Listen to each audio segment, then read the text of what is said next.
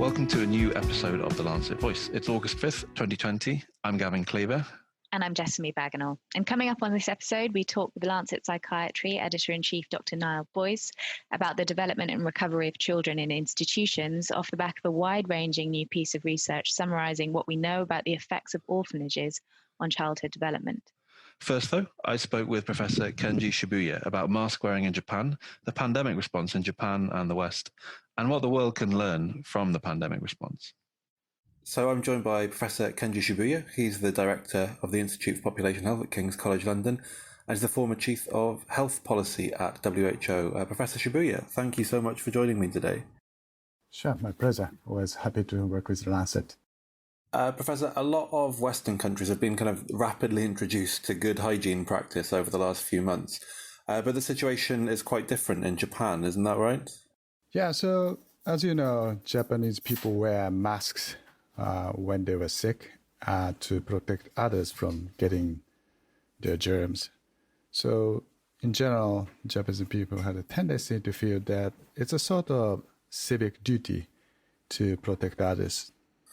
So what's some of the history of mask wearing in Japan? How has it become so commonplace? I'm not quite sure about the origin of it, but it has been there for quite a long time. So when people commute at the time of in the winter, they always wear masks in the crowded commuter rails. And even at schools, hospitals, people tend to wear masks. So it's a kind of general practice there. Japan's quite a densely populated country, but it's had a relatively good COVID rate of infection so far. You know, it's been relatively low rate of infection. Do you think some of this good hygiene practice underlies this low rate of infection? What do you think's behind it? I think Japan did manage very well the first wave. First of all, they implemented a cluster-based approach at the early phase of the infection. But by mid-March, Japan entered the exponential growth phase. And Japan was lucky because they avoided the explosion as observed in the US or the UK because they acted promptly, even though they didn't impose strict lockdown. But people behaved very well. And also government implemented the state of emergency declaration, which did work. But after lifting the lockdown, state of emergency measure in May, we now see a resurgence, big one. So we are in the middle of the big wave now. So what do you think the future holds for COVID-19 in Japan? So Japan has been implementing social distancing measure, new way of life, avoiding close contact. But a fundamental problem with the Japanese approach to tackle COVID is lack of testing. So Japan could have expanded COVID at the time when lifting the state of emergency measures, but they didn't. So I think they have to rapidly expand the testing capacity and implement test, trace, isolate as quickly as possible.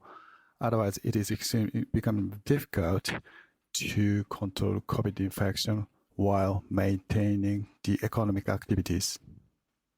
As someone from Japan who now lives over in London, what have you made of the kind of West's response to COVID so far? I think it depends on the country and also leadership. But in general, the more promptly you act, the more successfully you can tackle COVID.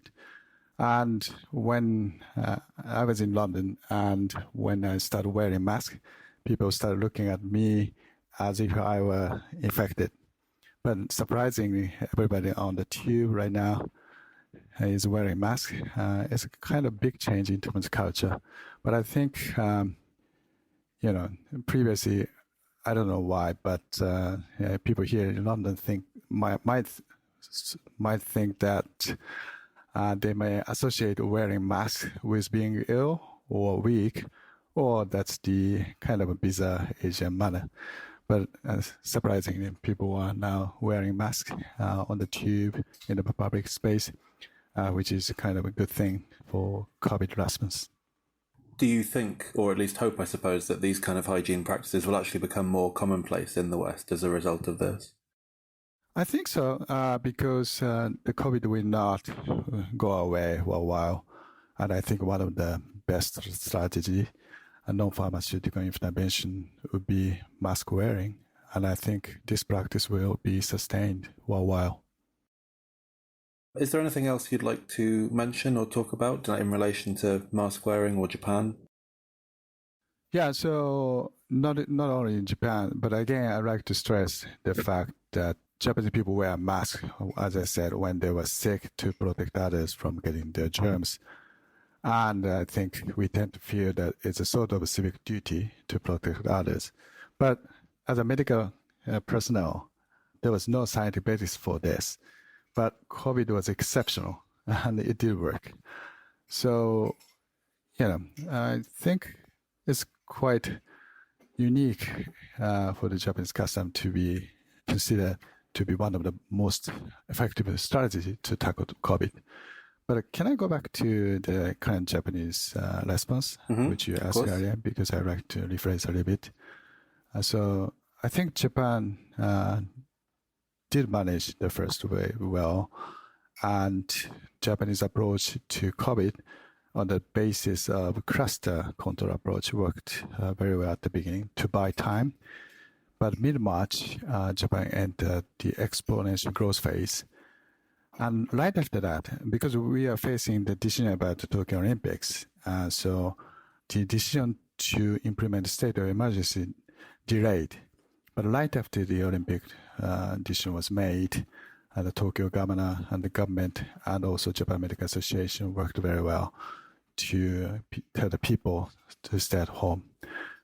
Even though it was not the strict lockdown as in the UK, people behaved very well and comply the kind of social distancing measures and also stay-at-home measures. But this time, I think this is a resurgence after lifting the state of emergency in May, and it's becoming big wave because Japanese government is right now is trying to boost the economy by enhancing the domestic travels, and on the other hand, they have to control the infection. So the government is facing a huge dilemma, and the government is reluctant to implement again the state of emergency measure. So right now, Japan is in a big problem. It's a dilemma being seen across a lot of countries, isn't it? This kind of desire to balance out the economy, but also controlling the virus at the same time. Where do you stand on the response to that? My hunch is, unless you contain the virus quickly, the economy will not be recovered. How do you feel the WHO's response have gone? Do you think there are things that have gone really well? Do you think there are things that could have gone better? I think WHO has been consistent that the government should act very promptly, and they have to stick with the basic strategies such as testing, tracing, and isolation from the beginning. But unfortunately, I think the situation is highly politicized, and government approach has been fragmented. But I think the COVID is very difficult to contain unless we seek for concerted efforts. So I think it's time for the politics to be used to enhance the concerted efforts more than ever. Why do you think, in your opinion, the virus has become so highly politicized around the world? Well, that's a very good question, but I think it reflects the politics, not in global health, but also politics in general global trend. And each country is facing its own domestic problem. For example, the Japan, the support to the government, and also in March, we are facing the decision about the Olympics, whether it should be postponed or not. And the US, they have a presidential election, and many countries are facing domestic issues as well as international relations. And it's easy to scapegoat, some institution, but that doesn't help. Thank you very much for speaking with us today. My pleasure, as always. Such a great interview, Gavin, and such a topical issue that is really divisive at the moment. Yes, I think what came out from my chat with Kenji is, a lot of how this is a completely natural thing in Japan and other Asian countries, that mask wearing is a sign of respect, that it's kind of expected once you're outside your house, particularly in times as they are now, but that it's something that the West is going to come to terms with. I think there's kind of an interesting concept in a article I read recently about how societies require this kind of joint societal memory, I suppose, of going through a pandemic and wearing masks during the pandemic. And obviously, Japan and Asia being far more affected and being far closer to the SARS and MERS outbreaks recently, mean that they have this kind of societal memory, this kind of need to wear masks. Not that mask wearing wasn't already a major thing in those countries, but they never really affected the West massively. I think while it seems like there is a lot of turbulence in relation to mask wearing at the moment in Western countries, I do hope that we'll progress towards it becoming something more normal and completely acceptable, and something that people are completely fine with and is an expected part of society. Yeah, I think this collective memory issue is interesting because, obviously sort of the history of mask wearing is that we have been wearing them historically. They were first worn during the plague when they had these kind of beak-like masks. They look terrifying, actually, the plague doctors, because they had these sort of huge beaks that were filled with sort of different smells because of this concept of miasma or bad air. But after that, then we didn't use them much, and the plague kind of went from memory. We didn't actually start wearing masks in surgery until the turn of the 20th century, and that was largely due to the work of Pasteur and Lister, with their sort of concept of microscopics. And they were actually first worn by a Polish surgeon in 1897.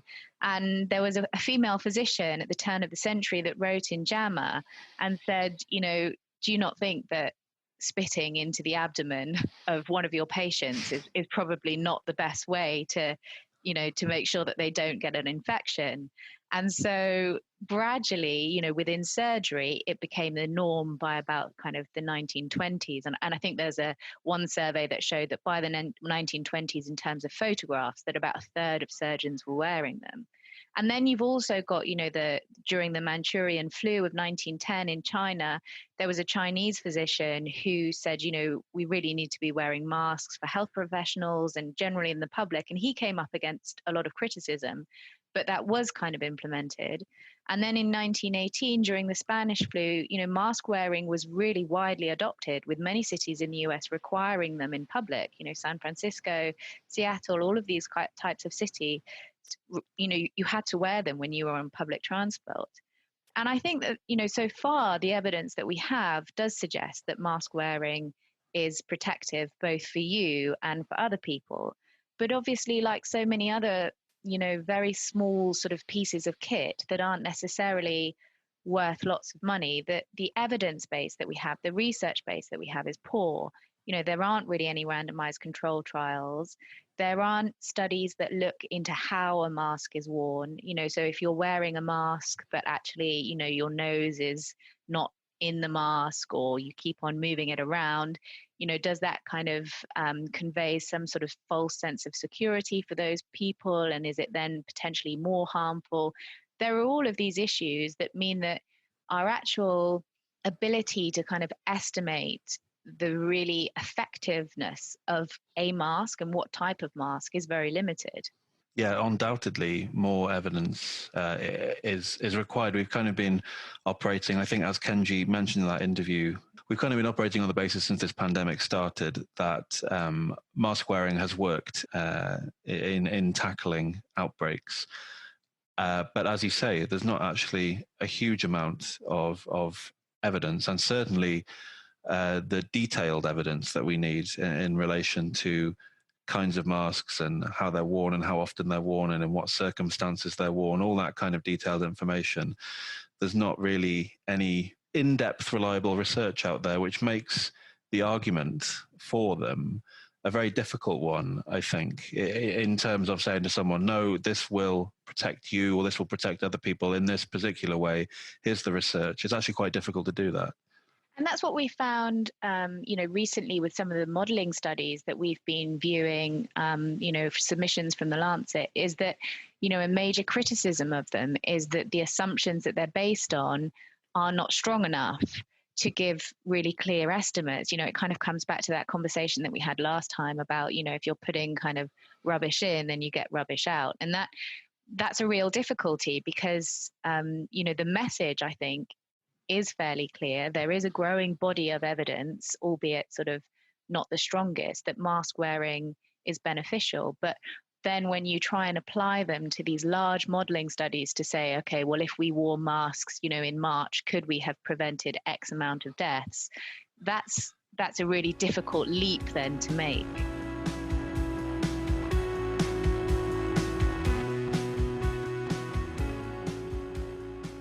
A major new commission in two of our journals, the Lancet Child and Adolescent Health and the Lancet Psychiatry, advocates wide-ranging reform of the care of separated children by replacing institutional care like orphanages with safe family-based care.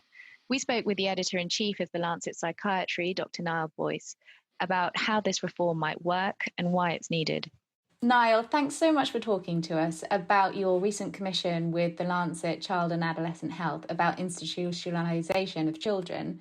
It's quite a sort of strange topic for a medical journal to choose, only because it's so broad and covers so many different aspects of sort of society and physical health, neurobiological health.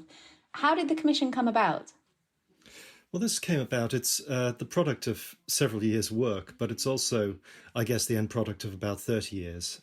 30 years ago, those of us who have memories of 1989 and 1990 will remember the terrible pictures which we saw on the news of children in orphanages in Romania who had been neglected and who were in terrible states of physical and emotional distress. And those of us who saw those pictures will have followed the story up over the past 30 years. It occurred to me that what we'd seen were lots of news stories and pieces of evidence about the ongoing consequences of that, but that no one had really tackled how we avoid more children in future ending up in that situation.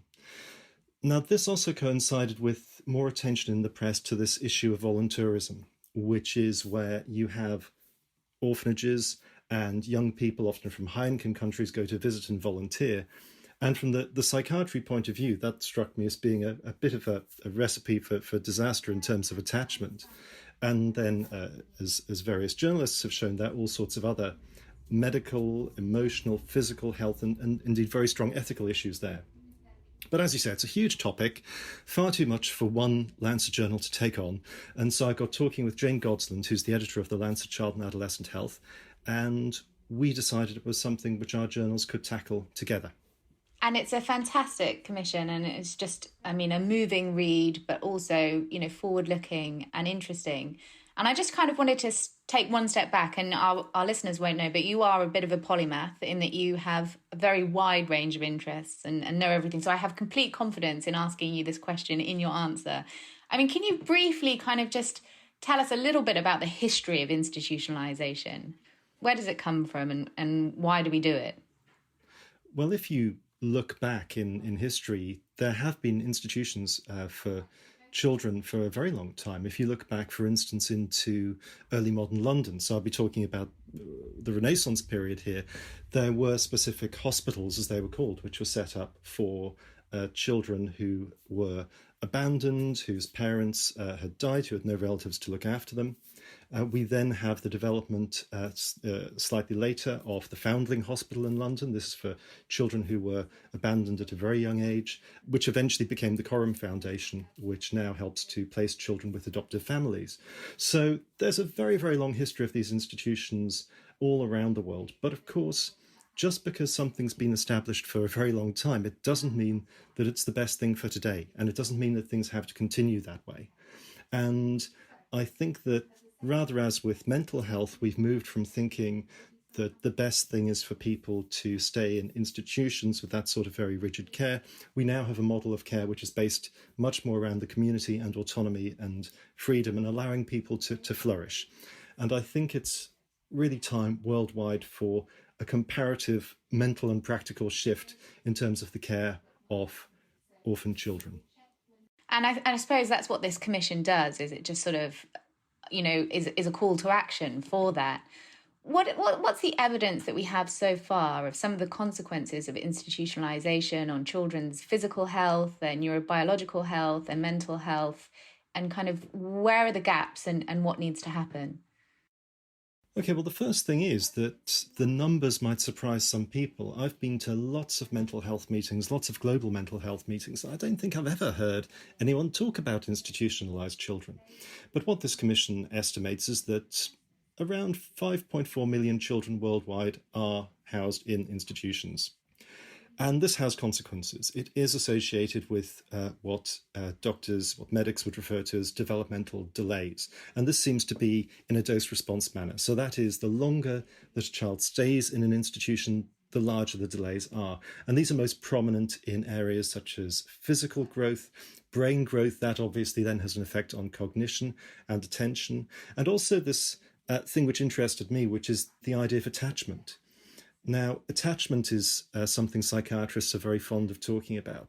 Donald Winnicott, who was one of the great figures in child mental health, child psychiatry, said that there's no such thing as a baby. And by that, what Winnicott meant was the moment you think of a small child, a baby or an infant, you can't think of that child independently of also thinking about the caregiver. And if you think about that a bit, that's true. That's the way that your mind goes. And so the thought that there are children who don't have that permanent figure and the implications for that in terms of the attachments which they form and the importance of attachment really in the immediate health of the child, the immediate physical and mental health, and then the longer term consequences of mental health would clearly be profound. So those are what we know about the effects. But we also know that once the child goes into family care, recovery of a lot of these domains is actually possible, particularly in physical and brain growth. Although, of course, there are some cases in which the more substantial impairment can persist, but that doesn't mean it's not worth doing everything we can to safely move children from institutional care to family care. I suppose that's what I took so much hope from, was that that recovery can happen, and children, sometimes seem so flexible in that sense. That you can change their environment and have such a positive impact on their health and their sort of mental development. But what are the kind of barriers at the moment to keeping children in a family situation? I mean, obviously it varies globally, but what are the major barriers that we have?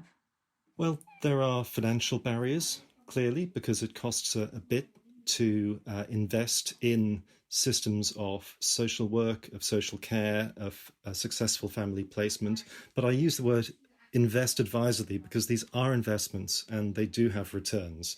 And it's an investment which it's well worth making. There are also certain maybe cultural settings where there isn't such a tradition of adoption, and maybe that's a particular barrier to overcome. Unfortunately, as I mentioned earlier, there's also the system of volunteerism, which perpetuates, firstly, the idea of institutional care being a normal thing, and secondly, to an extent, financially supports it.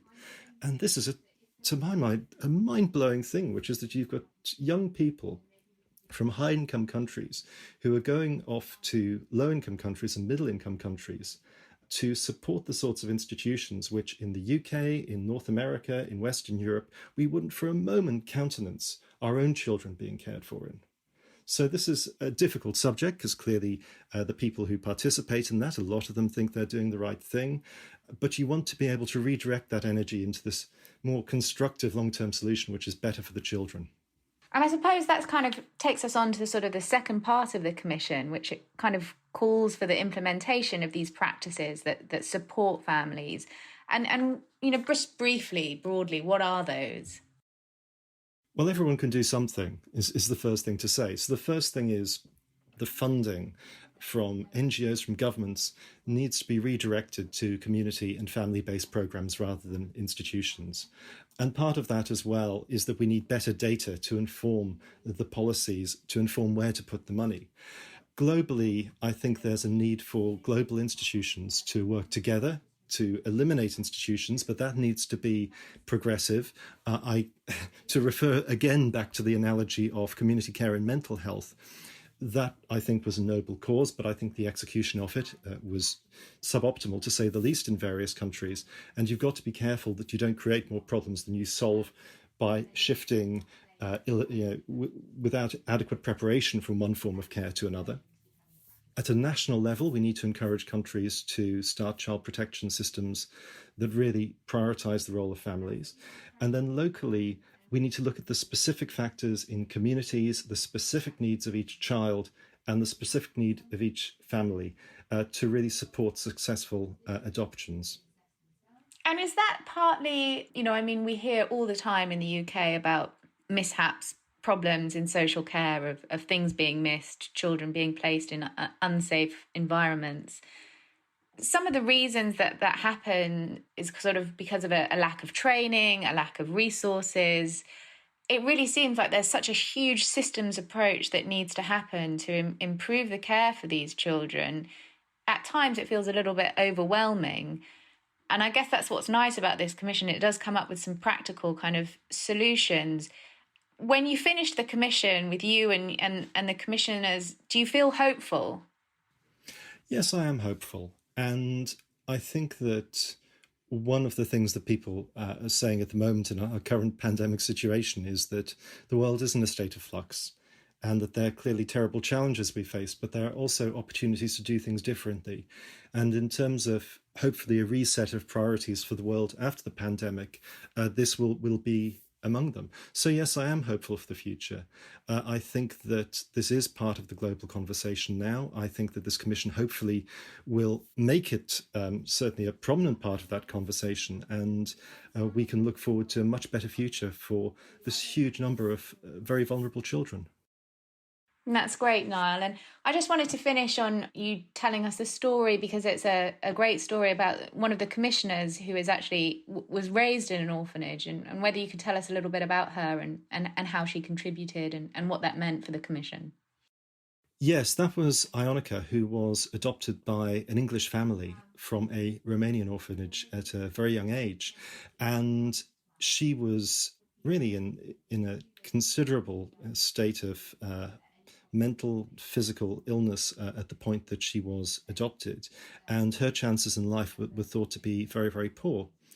And thanks to growing up in a family environment, being moved from an institution into a family, she now not only has a successful career in acting, but she's also an advocate for future deinstitutionalization of children. And at the launch event, which we held with our friends at United for Global Mental Health, Ionica said that by adopting a child, you give them a life. And I think that that's really what this commission is about. It's about giving individuals, we've talked about the big numbers, we've talked about the global situation, but in the end, this is about giving individuals who have often experienced terrible hardship at a very young age the chance of a life, of a happy and a productive and a flourishing life. And I think that that's the important thing to bear in mind. Thank you so much, Niall. That's really beautiful. Thank you. So I think it was really interesting then, Jessamy, listening to Niall talking about how the institutionalization of children has been quite prominent and obvious problem in terms of developmental outcomes for the last 30, 40 years since, as Niall was saying, the struggles with Romanian orphanages in the 1980s. But that actually there hasn't been a huge amount of combined research. There hasn't been any kind of overview of it. And as Niall said, it's this kind of problem that was talked about a lot, but hasn't really been moved on, so to speak. Yeah, and I think it's so difficult because, you know, obviously just from a common sense point of view, having children in institutions where, you know, they might not have any connection to staff members who might be rotating on shifts, you know, it's a kind of fragile environment, they're very vulnerable. we intuitively know that this is wrong for a child. Everything that we know about development of children suggests that they need those, attachment. They need adults and other children who they are able to see and connect with regularly. And yet, in, the vast majority of the world, we still continue to have them. 5 to 6 million children are still institutionalized. Yes, it's an amazing number, really, isn't it? And it's good to have this kind of research to back up the idea that a shift away from how we've been handling children separated from their parents to a more family-based model of care would be not only so effective, but have so many improved outcomes. Yeah, I mean, what's hopeful about this research and about all of the research that has been done so far is that as soon as you take children away from those institutional settings, then you are able to, see a huge improvement in their sort of both physical and mental development. And it's just sad that it doesn't happen enough. And I suppose, what sort of strikes particularly with me in our kind of, middle class white English sort of view is that we all know of friends and, friends' children who are going off to work in orphanages potentially to do good. And ultimately, this is just sort of feeding into this system of extreme inequality for children. The way Niall put it was really interesting in that reflexively, if you thought about your child, leaving them with a stranger for 7 hours a day to gain this kind of attachment over a week, and then rotating in a different stranger every week, it intuitively sounds like something that is a bad idea, and yet that is how this kind of volunteerism works. It's sadly a whole industry. It's a whole sector that's sort of designed around giving Western children, Western adolescents some experience and giving them, a view of a different culture and a different life.